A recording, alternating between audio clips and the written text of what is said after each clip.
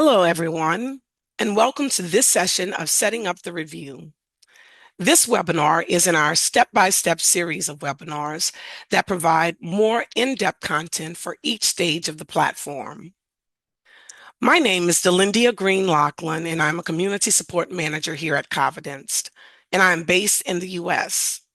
I'm also joined today by my colleagues, Julie Brown, a Principal Consultant Systematic Reviewer who is based in New Zealand, and Joel Ronco, a Community Support Manager based in South Korea.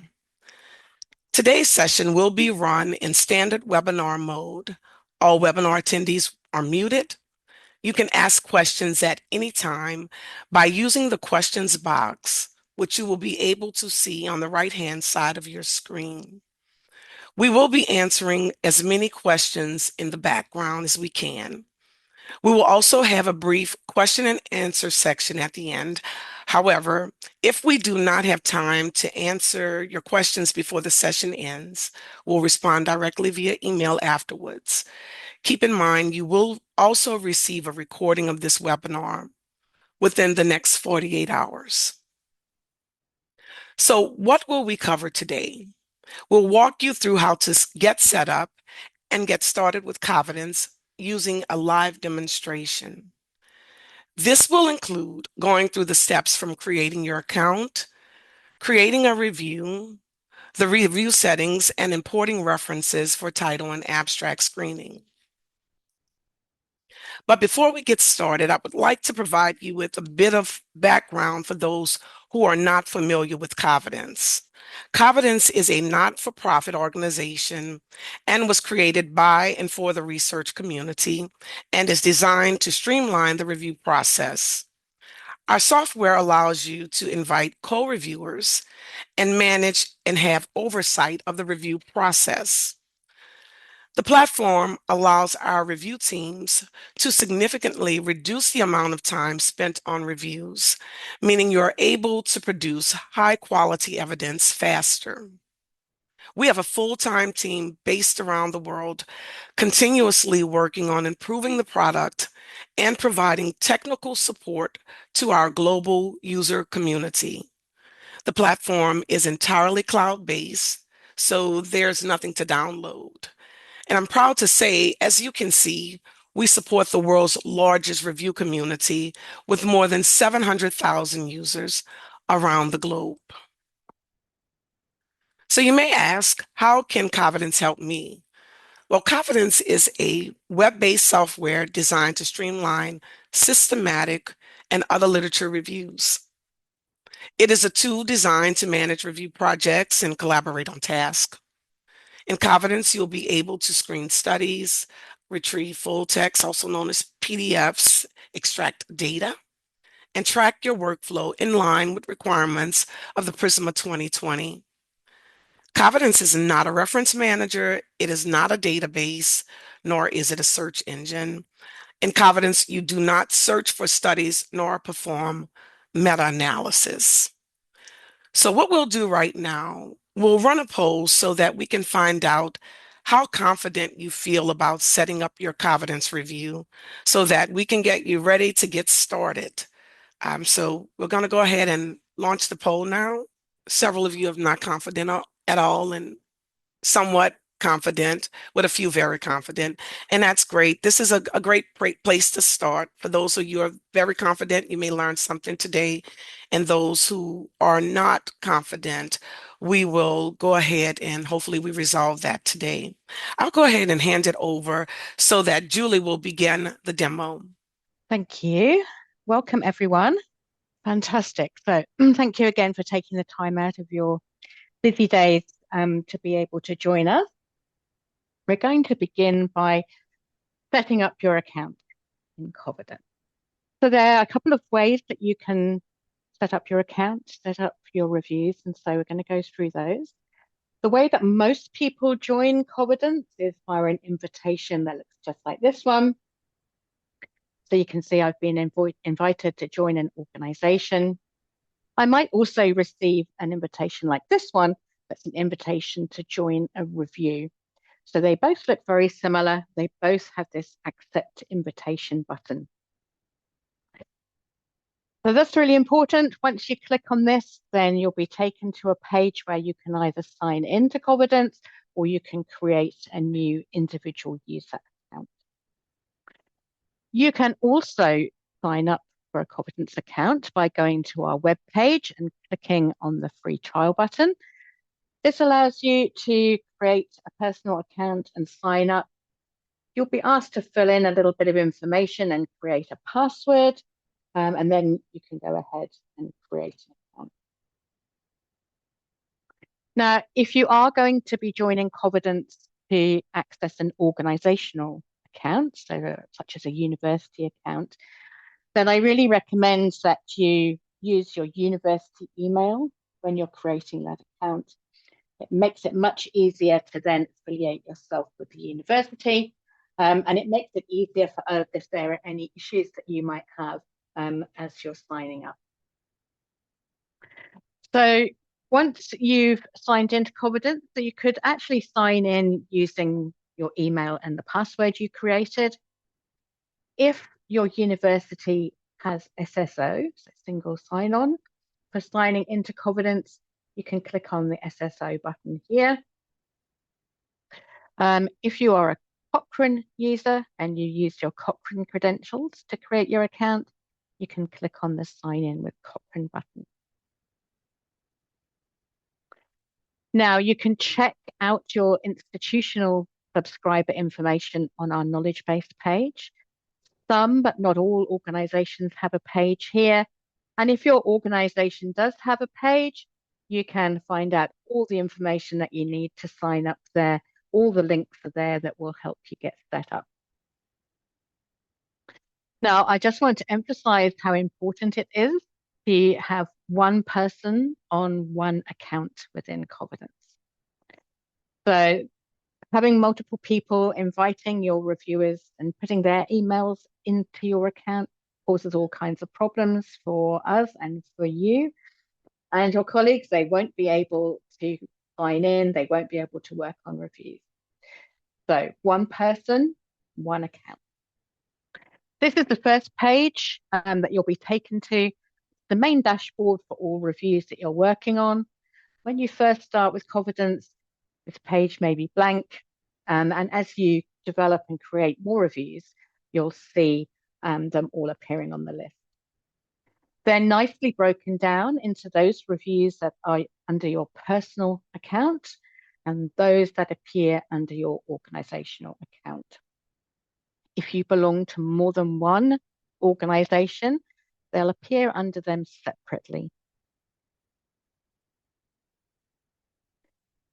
Up here, I was just going to say, as we move down right to the very bottom of the list of your reviews, you'll find that there's a demo review here. I strongly recommend that you come and check this out. It's almost like a sand pit where you can practice using Covidence. You can practice screening studies and setting up data extraction without using your own review. So well worth paying this particular place a visit, trying out the demo. Back up at the top, in the top right of your screen, you'll see your initials. And if you click on here, you'll see any organizations that you're affiliated with, if you have organizational membership, and you'll see your profile. So when we click on this,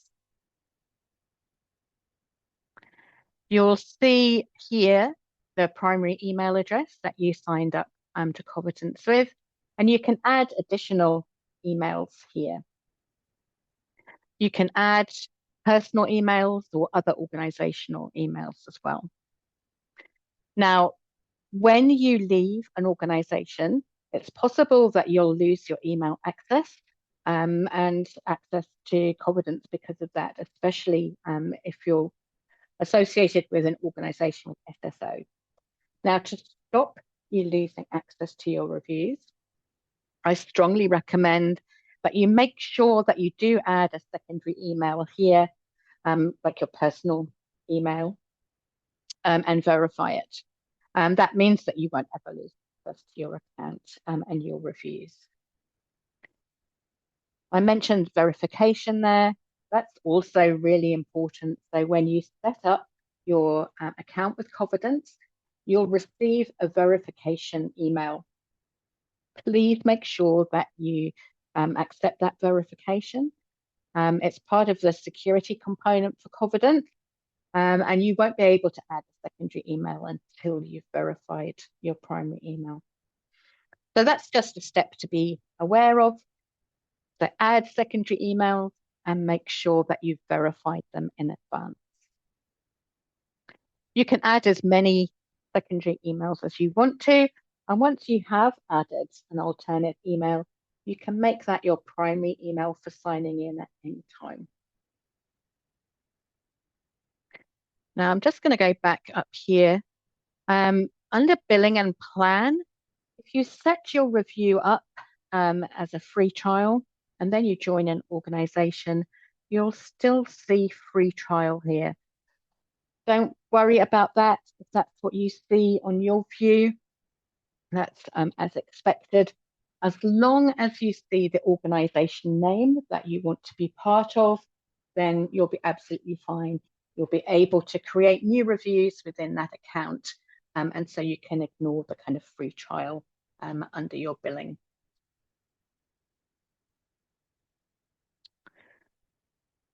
So back on the main review landing page, let's create a new review. So you've arrived on this page, start a new review. You just have to go through a few steps here. Covidence is going to ask you if you're creating a Cochrane review, first of all. These are specific types of systematic reviews. If you click yes, you'll be asked to sign in with your Cochrane credentials. I'm not doing that today. So I'm going to create a new review. You need to add in a unique name. So I'm going to put in a name here.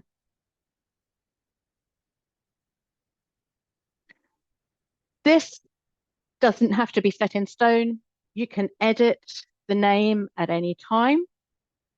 I'm just going to make my screen a little bit bigger for people. There we go. So you can edit the title at any time. If you want to, you can come back and change that. Tell us what kind of review you're working on. So we have a list of different types of reviews. You can select one of these options. If you're not sure what type of review you're working on, then there's a link out to a knowledge base page here where you can find out more information.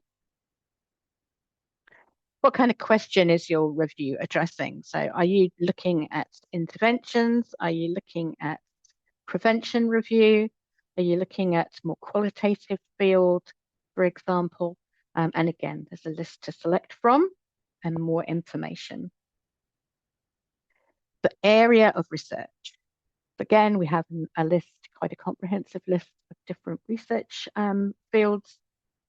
If you pick medical and health sciences, you'll have a few little extra options come up. And these are around some of our automation features where you can switch on the Cochrane randomized controlled trial classifier, which will tag your imported references as to whether they're randomized trials or not. And you can auto remove studies that are not randomized controlled trials. So these are features that are only available in medical and health sciences at the moment. Tell us the purpose of your review. So is this your main review or are you using it as a practice review? And the primary purpose of the research that you're doing. So is it part of coursework, your postgraduate student, for example? So I'm going to click one of these. Once you've answered all those questions, you're able to select the account you want your review to come from. You always have your name first. This is the free trial review that's available for you to use, and then any organizational accounts you have. So select the account you want your review to come out of. If you've got an organizational account, then you can click on that one. and then click Create Review. Don't worry if you accidentally click your personal review, it's not a problem. Just drop us a line at support@covidence.org and we'll be able to switch that over for you without any issues. Just to note that when you join an organizational account, your trial review is not automatically transferred to your organization. So you might have your organizational account all set up, but you still see your review as being a trial. Again, just contact us at the support team and we'll be able to migrate that review over for you so that you've got full functionality. So once you've created your review, just told us a little bit about what you're doing there, your review title will appear on that landing page. I'm just going to scroll down. So this is the review that I'm going to be looking at today. And all I need to do is click on the title. And I'll be taken to the review summary page. So this is the review summary. It's the same for every review that you create. Looks exactly the same. It will be blank when you first create a new review. But whatever review type you're working on, whatever discipline, follows the same logical steps. So you're importing references, then going through the screening process, and then data extraction. What we're focusing on today in this webinar is showing you all about the settings and the importing of references. So we're going to begin with the settings button here. When you first set up your review, I really advise you to come to the settings and just spend a little bit of time going through them. It's going to save you a huge amount of time in terms of the management of your review and those subsequent steps when you get through to screening, for example. So well worth spending a bit of time. There are 5 tabs in the settings, which are going to help you manage your review, and I'll go through each of those with you. So the first one is the review settings. Once you set up your review, some of these will be auto-populated for you. If you're in the medical and health sciences field, you'll still see those automation options so that you can tag references and auto-remove non-randomized controlled trials if you wish to. And if you're using the Extraction 1 tool, whatever discipline you're working in, then you can select the option to be given automated suggestions when you get to the extraction phase. We've got, if you haven't already filled it in, the purpose of your review and whether it's your main or practice review, if that wasn't filled in, it'll add those.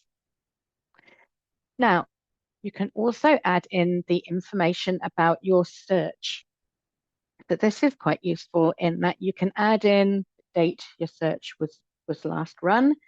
You can copy and paste in your search strategy and any previous review citations if you're working on an update. What this means is that everything's centralized. It's in one place.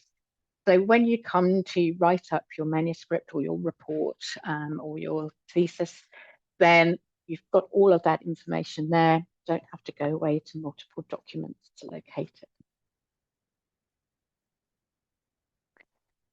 In the review settings, this is a place where you can make decisions about how the review is going to function and decide on how many reviewers are required to screen. So the default is for dual reviewer screening.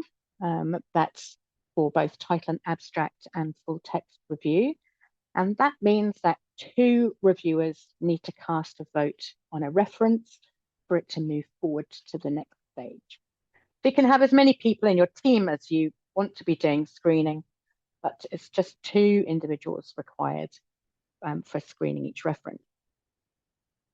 So you can keep it as it is, or you can change it to single reviewer screening by clicking and changing over. So now just requires 1 person to screen each reference for it to move forward. And you might want to do that for certain review types. So if you're working on a narrative review, maybe you might only want 1 person. Now, I recommend that you decide before you start on any processes around screening. If you change from dual to single reviewer mode, it will move forward all the studies with 1 vote.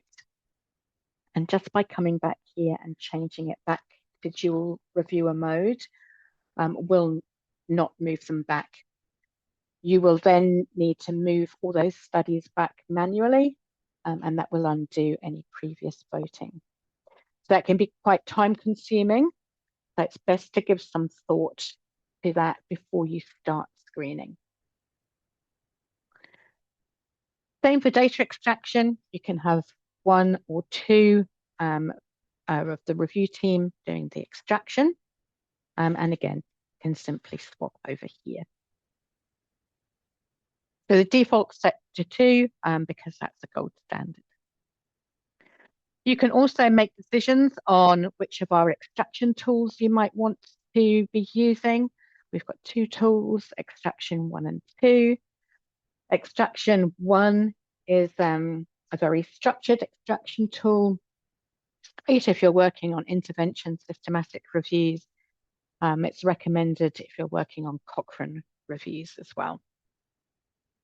Extraction 2 is a little bit more flexible. It's really useful if you're working on complex reviews or qualitative reviews. And people working on scoping reviews tend to kind of have a mixture. So it's best to look at the structure of the templates and see which suits your review best. If you want more information about which tool might be best for you, again, we've got a knowledge base page. You can always contact us at the support team, and we can give you some advice based on your review protocol or outline. So once you've made your selections, make sure that you click Save. Oh, I'll click on Save now, actually, so that I can move on. The next tab is the Reviewers tab. So this is where you can invite and remove reviewers from your team.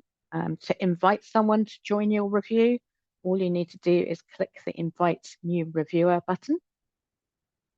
Add in a name and email address.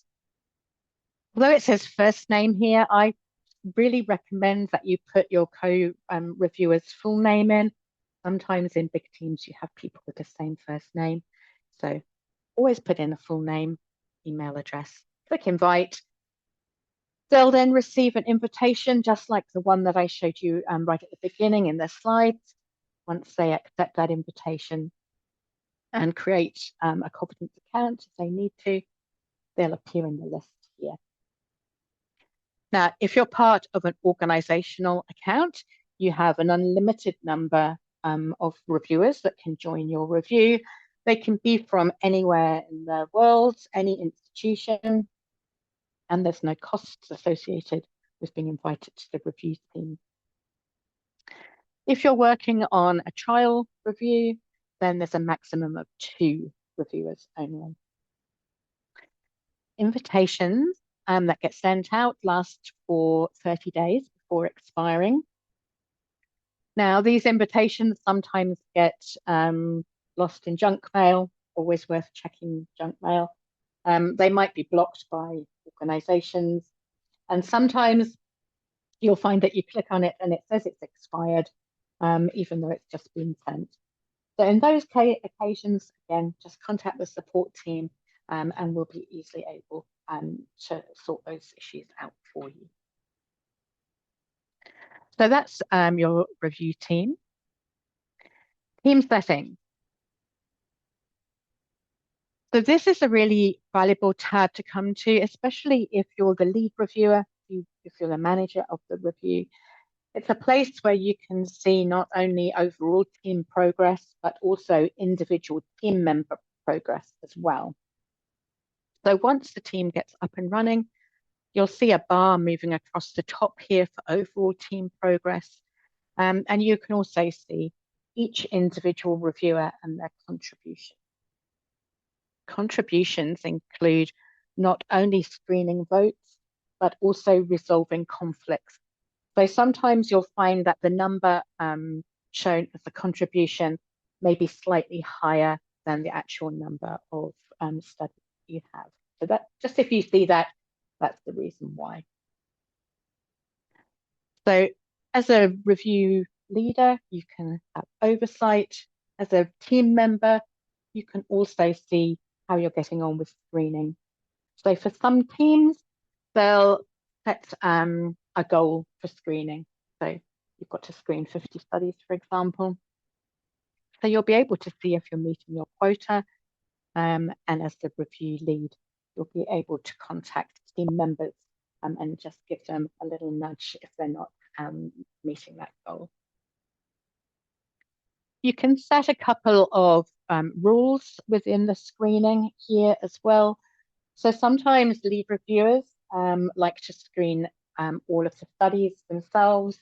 And to do that, you can just add your name here. So I can add in my name here. And the same for resolving conflicts. So sometimes teams prefer a senior member of the team to resolve any conflicts or disagreements that occur in screening. So now in this review, I need to screen all of the studies and be one of the screeners, and then anyone else in my team can cast a second vote. And I'm the only person that can resolve a conflict. Anyone else trying to do that will get a warning message. And it doesn't just have to be one person. You can have multiple people with that function added to the review. Full text screening looks exactly the same. You can see overall progress, individual progress, and the same rules. And when I click on extraction, I can see team progress, individual reviewer progress, and there are some rules I can set, but these are only available if you've selected extraction 1. If you're using extraction 2, you won't see any of these rule options. You'll just see the overall team progress. So here you can decide who might be the first reviewer, and you can limit the number of people who can edit the template. Then we've got eligibility criteria. So this is the inclusion and exclusion criteria for your review. This is really valuable in that this information can be displayed when you're screening, and it's available on a drop-down option. It means that anyone on the team who might be a little bit unsure about whether a study should be included or not can immediately look to the inclusion and exclusion criteria. They don't have to go away and find a protocol or another document, for example. They're live while you're screening. It's set up so that you can add information about the population, the intervention or the exposure, the comparator, or the context or concepts. So whatever kind of review you're working on, you can add the information that's going to really support the team in making decisions about whether a study should be in or not. Scroll down a little bit more. We've got study characteristics, which could be study design, for example. So in order to add information, you just need to click on the box. And you can add variations in definitions as well here. So this particular review I'm setting up is about vitamin C, which is also known as ascorbic acid. So you can see I can start to build up these inclusion and exclusion criteria. And you should be able to use your review protocol or outline to be able to fill in this information. It's also a place where you can start to create the reasons that you might exclude studies when you get to full text review. So during full text, if you exclude a study, you will need to give a reason for doing that that's then populated in the Prisma figure. So you can start to add in reasons here, and they can be around design or the wrong setting. It could be about the population's not right. So here I might want to add the reason for excluding this particular group of papers might be that it's pediatric population. Just click add, and that reason will be added to the list. If you've made a mistake, you can use the trash icon to remove a particular exclusion reason. Now, what I recommend to people is that you should try and set these reasons up in a hierarchy. And the reason is that sometimes when you're doing excluding studies, you find that you get a conflict occurring because both reviewers exclude studies, but they've given different reasons. Now, both of those reasons can be perfectly valid, but it does create a conflict that needs to be resolved. So you can eliminate those kind of conflicts by setting up your reasons in a specific hierarchy. It means that if when you're looking at a paper, you can see that the study design and the setting were both wrong, if you always select from the top of the list of reasons, then those number of conflicts just disappear. Great way to save time and resolving conflict. So that's setting up full text exclusion reasons. That list, not set in stone, you can come back and edit it at any time, and you can edit that list during full text screening as well. Highlights. We auto highlight exact keywords or phrases for you to support screening. Inclusion words get highlighted in green and exclusion words get highlighted in red. So again, we can add keywords or phrases. Simply click the add. Children in here again. So again, this is a particular feature that just draws your eyes in. When you look at your abstract and you switch on this feature during screening, those words get highlighted, makes it much easier to check through them. Another tip here is that the list is unlimited, but actually I recommend that you focus on the real keywords associated with your review. If you look at PDFs, often at the end of the abstract, they have a list of keywords that's probably only 5 or 6 keywords long. I would recommend that you use that kind of approach, limit it to the words that are really going to be influential in your screening process. And that will work really well. And then you've got study tags. Tags can be added to your abstracts and references at any time. There are a couple of them that are kind of pre-programmed, which are ongoing studies and awaiting classification.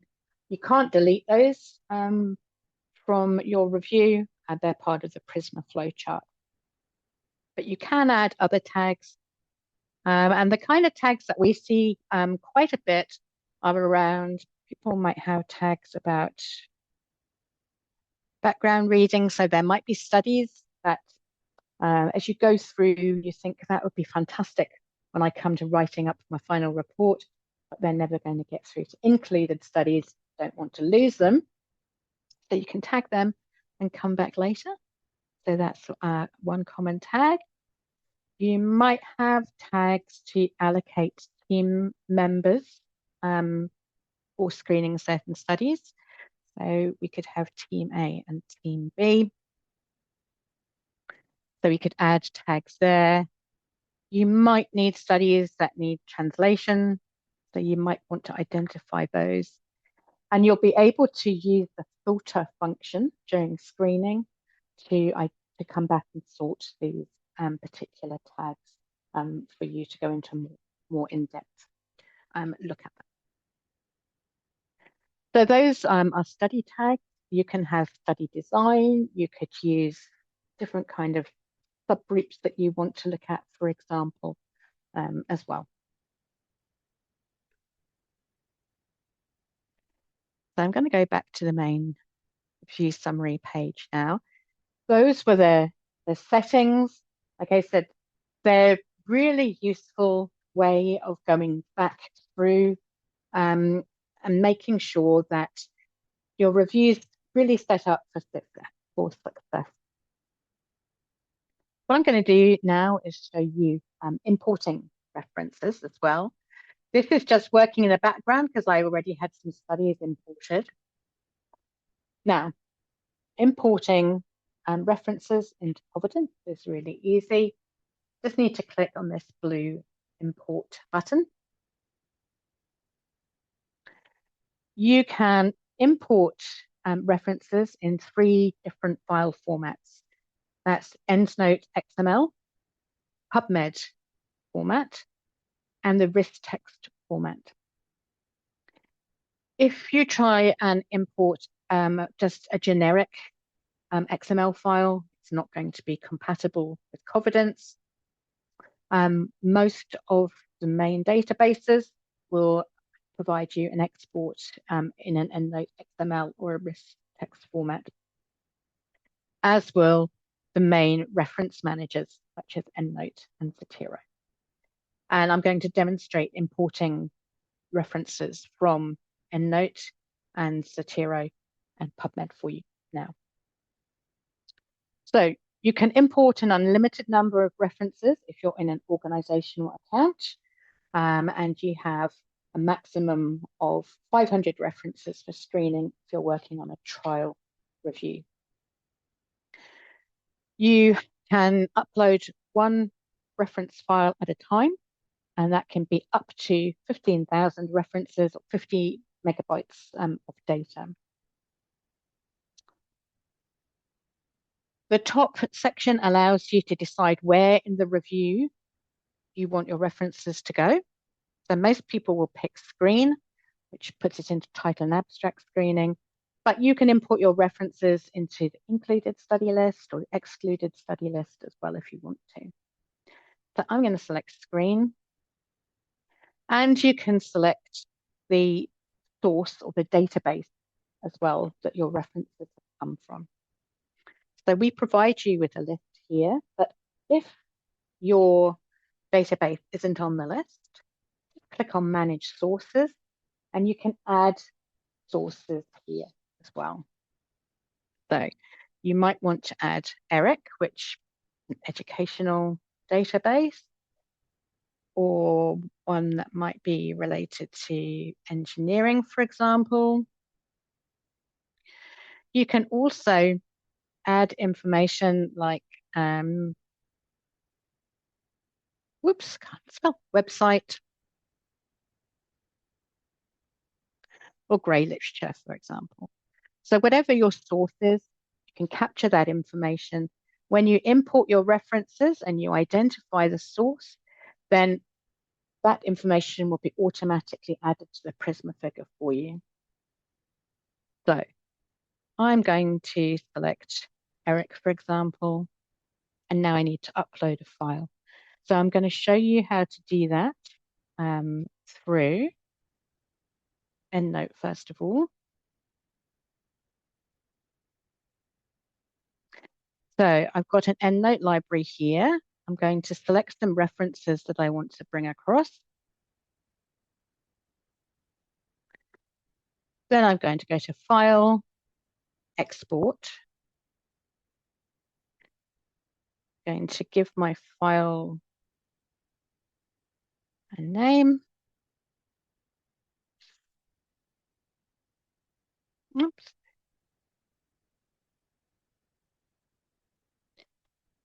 And select where I want it to go. Here, you need to make sure that you've selected XML. Make sure also that you select the show all fields. This will make sure that it brings over information like the abstracts and the digital object identifier, the DOI, which are going to be really important within the review later. And then click save. Then I'm going to go back to my review.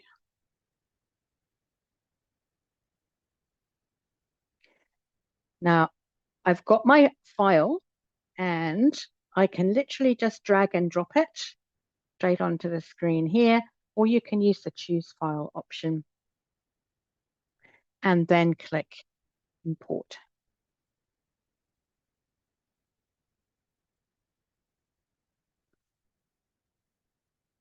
Then you'll see those references coming through. Any duplicates that were identified will be listed. You'll see those appearing. Covidence automatically deduplicates for you.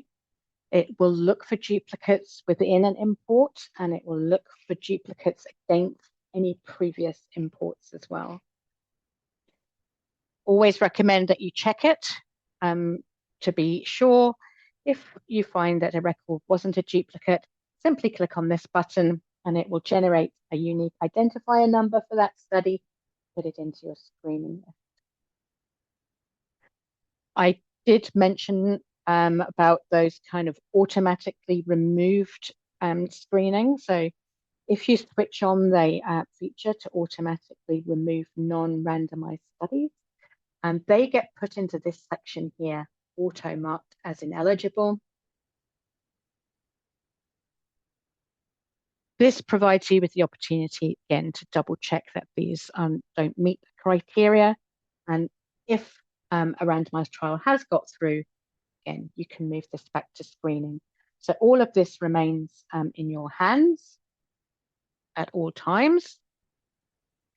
And if you decide you don't want that feature, then you can, working in the background, you can just go back to your settings and you can switch that feature off.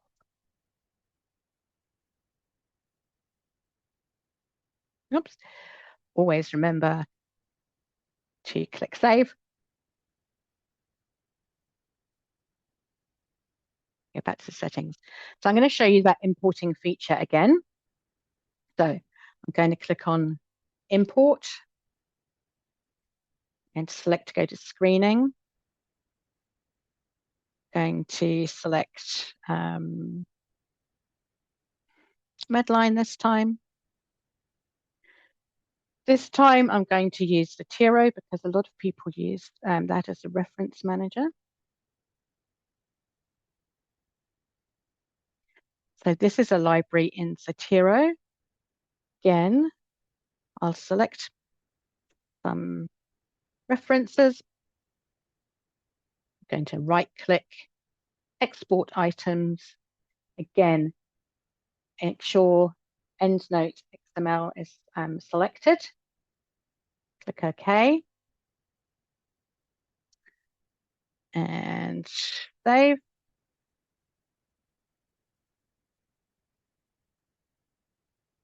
Back to my review. You can see that it's a relatively quick process once you've downloaded those files. Here we go. I'm going to drag and drop, import.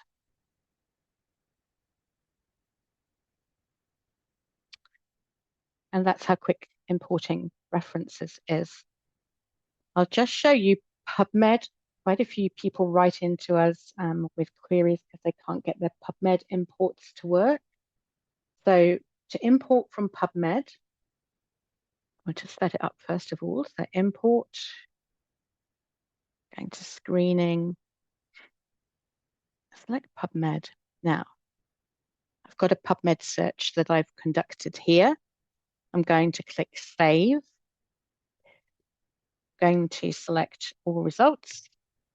Don't need the selection. Here under Format, make sure you select PubMed. Okay, so that's the option you want, PubMed, and then Create File. So that's created that file. And then drag and drop and import.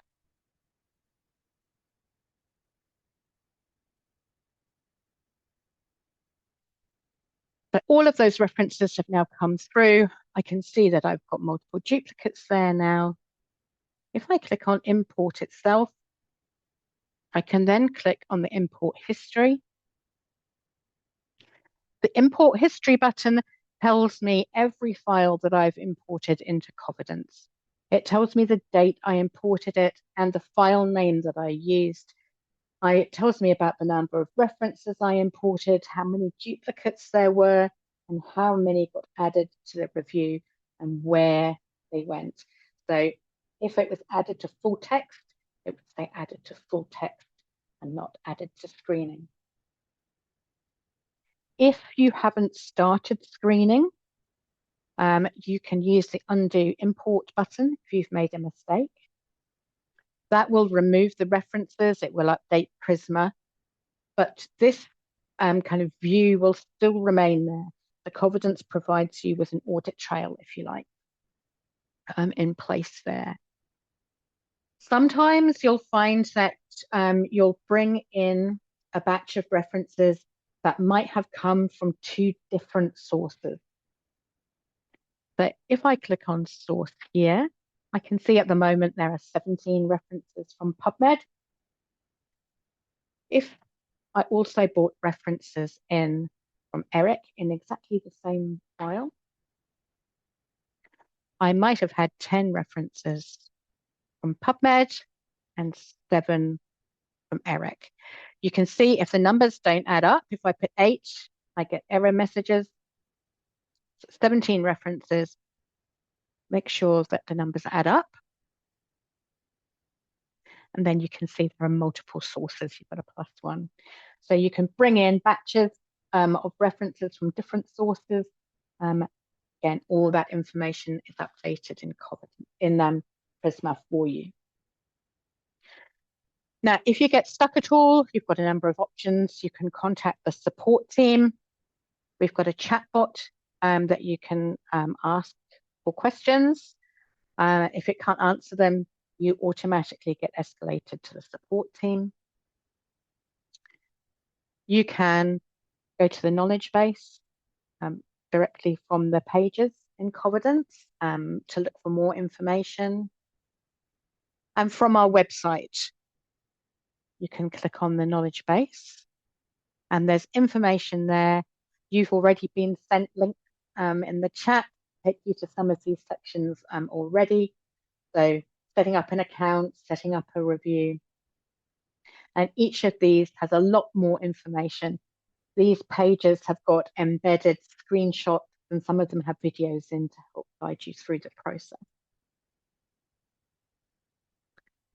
And our webpage also has access to some downloadable resources that include ebooks to support you as well. So these are free to download and share.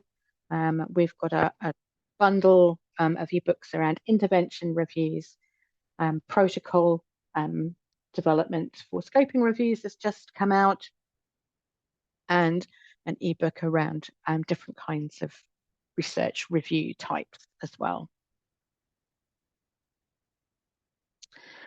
So lots of information there. I'm just going to launch another poll. So we can see quite a big shift now. We've got hardly anyone feeling not confident at all. We've seen a big shift to a large number of people feeling somewhat confident, and again, a huge number of people now feeling very confident. So that's wonderful to see. And I'm going to hand over now back to Delindia. Thank you. Excellent, Julie. Thank you. It looks like this was quite effective in terms of your presentation. There was one question, Julie. Someone wanted to get more information on the difference between extraction one and two. Could you give a little bit of information there, the difference?